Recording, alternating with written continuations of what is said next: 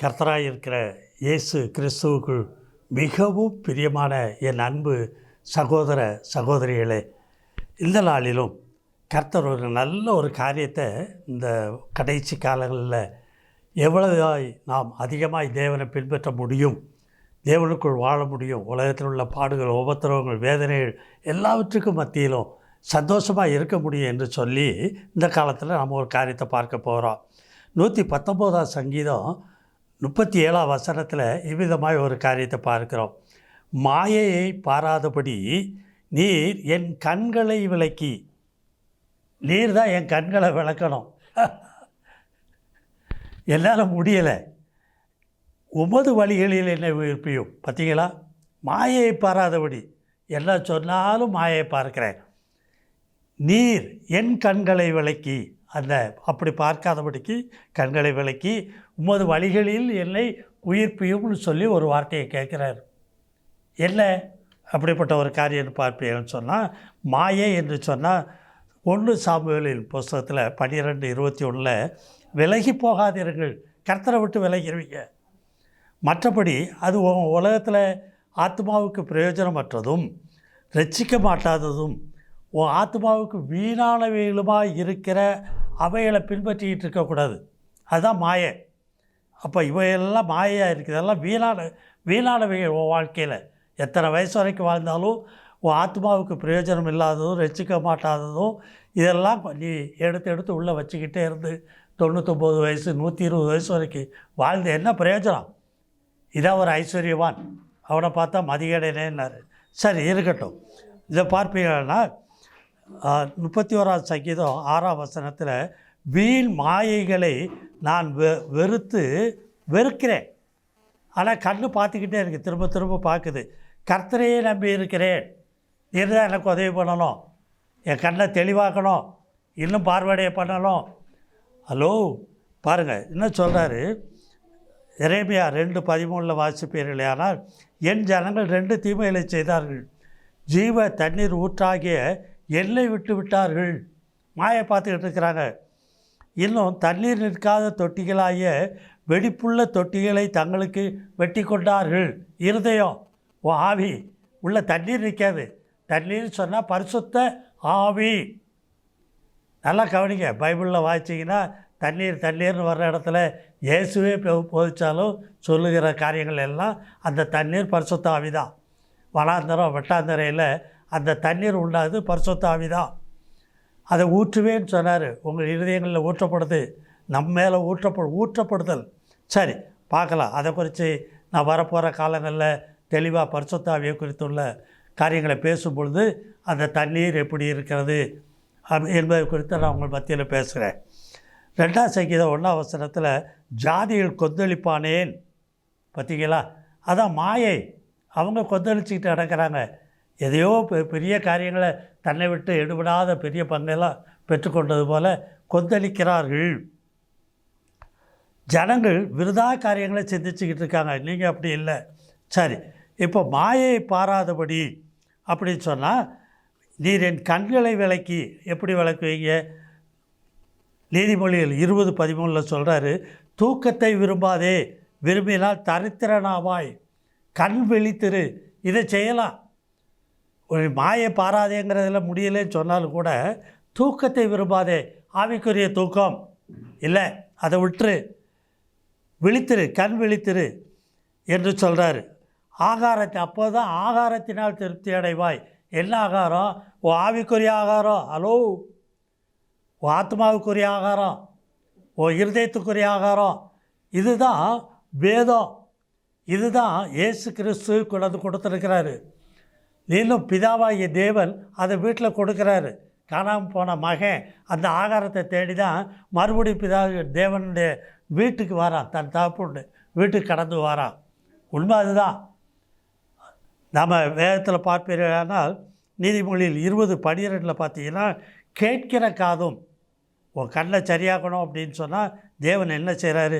நீ என்ன செய்யணுமா? கேட்கிற காதும் காண்கிற கண்ணும் ஆகிய இவ்விரண்டையும் கர்த்தர் உண்டாக்கினார். நீங்கள் கேட்கணும். நல்ல செவியை எனக்கு தாரும், செவியை திறந்து விடும், கண்களை எனக்கு இன்னும் பிரகாசப்படுத்தும். கண்ணு காணட்டும், சத்தியத்தை நோக்கி பார்க்கணும், மாயை அல்ல. இன்னும் சொல்கிறாரு நீதிமொழி 12:11, தன் நிலத்தை பயிரிடுகிறவன் ஆகாரத்தினால் திருப்தி அடைவான். நிலம் என்று சொன்னால் தன்னுடைய சரீரத்தில் அந்த காரியத்தை குறித்து சொல்கிறாரு. சரீரத்தில் வேத வசன வார்த்தைகளை நீங்கள் உள்ளே பயிரிட்டீங்கன்னா ஆகாரத்தினால் உன் ஆத்மாவுக்கு, ஆவிக்கு, இருதயத்துக்கு உனக்கு ஆகாரம் உண்டாயிருக்கும். வீணரை பின்பற்றினால் அவன் மதியற்றவன், வீணர். உலகத்தில் உள்ள ஜனங்க சொல்கிறாரு, உலகத்தின் பங்கை பெற்றிருக்கிறவர்கள், மாயைக்குள்ளே இருக்கிறவங்க, மாயை பின்பற்றி அலைகிறவங்க, கண்ணு குருடாக்கப்பட்டு இருக்கிறவங்க, அவங்கள பின்பற்றுகிறவனோ மதியற்றவன், அதான் மதியடைனேன்னாரு. சரி, இன்னும் சொல்கிறாரு நீதிமொழியில் 13:4, சோம்பேறியுடைய ஆத்மா. சோம்பேறியாராத, நாளைக்கு இருப்போமா தெரியுமா, உயிரோடு இருப்போமா தெரியாதே, அப்போ நீ என்ன செய்யணும் இந்த நாளில் யோசிச்சுப்பார். சோம்பேறியாராத, வேதத்தை எடுத்து வாசி, அதிகாலையில் எழுந்துரு, கொஞ்ச நேரமாவது தேவனோட இரு, தேடு, இந்த நாளுக்காக வேண்டி தேவனிடத்தில் கேளு, பெற்றுக்கொள்வேன். அதை இன்னும் சொல்கிறாரு, சோம்பேறியுடைய ஆத்மா விரும்பியும் ஒன்றும் பெறாது, ஜாக்கிரதை உள்ளவருடைய ஆத்மாவோ புஷ்டியாகும். பார்த்தீங்களா, சாப்பிட்டா தானே புஷ்டியாகும், அப்போ தான் நீங்கள் பலன் அடைய முடியும், அதான் உயிர்ப்பிக்கிறது. இல்லைன்னா சோர்ந்து கிடக்கும் ஆத்மா, ஆவி சோர்ந்து போயிடும். ஆனால் இதுன்னு சொல்கிறார் 24:30 நீதிமொழிகளில், சோம்பேறியின் வயலையும் மதியனுடைய திராட்சை தோட்டத்தையும் கடந்து போனேன். இந்த திராட்சை தோட்டம் ஆவிக்குரிய வாழ்க்கை. வயல் என்று சொன்னால் சரீரத்தை வயலாக சொல்கிறாரு, அதில் விதைச்சிருக்கிற விதை. இவன் சோம்பேறியாக இருந்தான்னு சொன்னால் அதெல்லாம் முள்ளுக்காடாக இருந்தது, நிலத்தின் முகத்தை காஞ்சொறி மூடினது, அதன் சுற்றுச்சுவர் இடிந்து கிடந்தது. ஆவிக்குரிய அர்த்தம்ப்பா, நல்லா புரிஞ்சுக்கோ. சுற்றுச்சுவரே இடிஞ்சு கிடக்குது, முள்ளுக்காடாக இருக்குது, காஞ்சோரி மூடி இருக்குங்கிறாரு. அதனால தான் சொன்னார், என் கண்களை விளக்கி.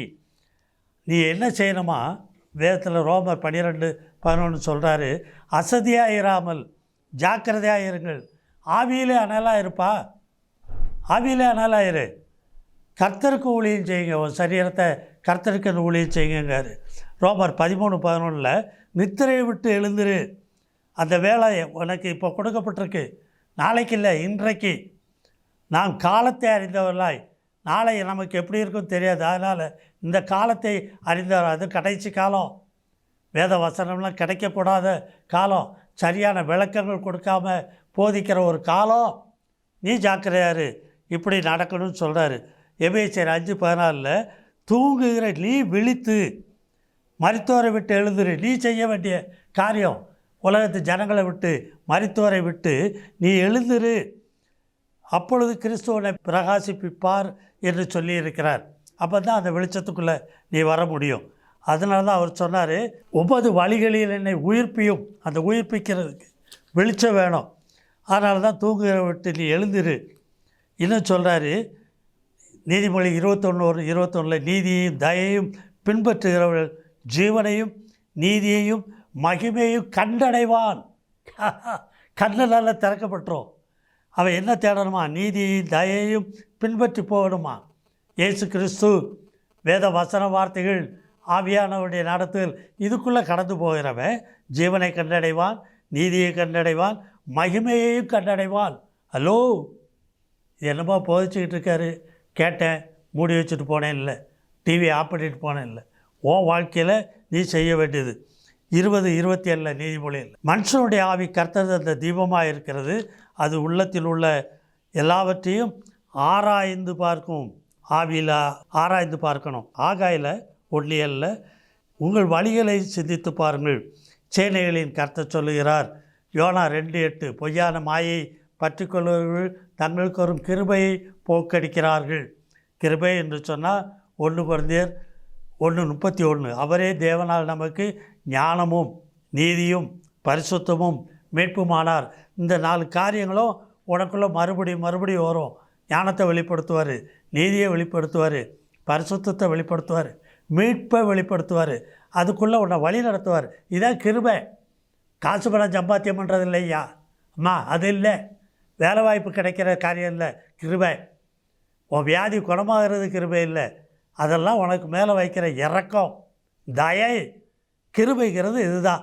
சரி, நீதிமொழி 23:4-6 பார்த்தீங்கன்னா, ஐஸ்வர்யவான் ஆக வேண்டும் என்று நீ பிரயாசப்படாத, எல்லாம் கர்த்தர் கொடுப்பார். இல்லாமல் போகும் பொருட்கள் மேலே கண்ணை பறக்க விடாது. நீதிமொழி 23:19-21 பார்த்தீங்கன்னா, என் மகனே நீ செவி கொடுத்து ஞானமடைந்து உன் இருதயத்தில் நல்வழியிலே நடத்து. மதுபான பிரியரையும் மாம்ச பெருந்தீனிக்காரரையும் சேராதே. குடியனும் போஜன பிரியனும் தரித்திரராவார்கள். தூக்கம் கந்தையை உடுத்து வைக்கும். சரி, இன்னும் என்னை எப்படி உயிர்ப்பிக்கிறார் பார்த்தீங்கன்னு சொன்னால், 119 சங்கீதம் 135 வசனத்தில் தெளிவாக சொல்கிறாரு, அடியேன் மேல் உமது முகத்தை பிரகாசிப்பிக்க பண்ணி உமது பிரமாணங்களை எனக்கு போதியும். இன்னும் அதிலே 128 வசனம், எல்லாவற்றை பார்க்கிறோம் நீர் அருளின எல்லா கட்டளைகளும் செம்மை என்று எண்ணி சகல பொய் வழிகளையும் இப்போ வெறுக்க ஆரம்பிக்கிறேன். அதிலே 102 வசனத்தில் பார்த்தீங்கன்னா, நீர் எனக்கு போதித்திருக்கிறபடியினால் நான் உம்முடைய நியாயங்களை விட்டு விலகேன். அதிலே 104 வசனம், உமது கட்டளைகளால் உணர்வடைந்தேன், ஆதலால் எல்லா பொய் வழிகளையும் வெறுக்கிறேன். அதிலே 105 வசனத்தில், உம்முடைய வசனம் என் கால்களுக்கு தீபமும் என் பாதைக்கு வெளிச்சமாய். எனக்கு கண்ணு திறந்தாச்சு, அதான் உம்முடைய வழி நடத்துகிற ஒரு காரியமாக இருக்குது. இன்னும் அதில் 106 வசனம், உம்முடைய நீதி நியாயங்களை எல்லாம் காத்து நடப்பேன் என்று ஆணையிட்டேன், அதை நிறைவேற்றுவேன். அவ்வளோ வைராக்கியத்தோடு பின்பற்றி போகணும். அதிலே 29 வசனம் வாசிங்கன்னா, பொய் வழியை என்னை விட்டு விலக்கி உம்முடைய வேதத்தை எனக்கு அருள் செய்யும். இப்போ தான் மாயை பாராதபடி நீர் என் கண்களை விலக்கி உமது வழிகளிலே என்னை உயிர்ப்பித்தீர். அல்லேலூயா, அல்லேலூயா. ஜெபம் செய்வோமா? பயப்படாதீங்க, கலங்காதீங்கம்மா. தம்பி கலங்காதப்பா. உனக்கு என்ன காரியமாக இருந்தாலும் சரி, கீழே காண்கிற என்னுடைய நம்பருக்கு ஃபோன் பண்ணி கேளுங்கப்பா.